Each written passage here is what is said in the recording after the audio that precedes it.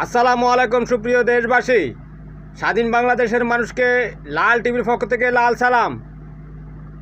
ভারতের বেঙ্গালুরুর সাংসদ অর্থাৎ এমএলএ রিজওয়ান আরশাদ ভারতের প্রধানমন্ত্রী নরেন্দ্র মোদীকে চিঠিতে উল্লেখ করে বলেছে, বাংলাদেশকে হিন্দুদের উপর নির্যাতন চলছে, অতি দ্রুত যাতে বাংলাদেশের সামরিক হস্তক্ষেপ করা হয়।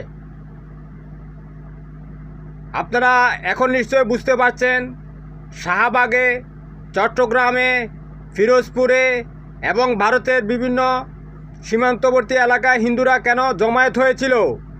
তারা ভারতের বিএসএফকে বলছে, আমাদেরকে গুলি করে মেরে ফেলুন, বাংলাদেশে যেতে দিবেন না।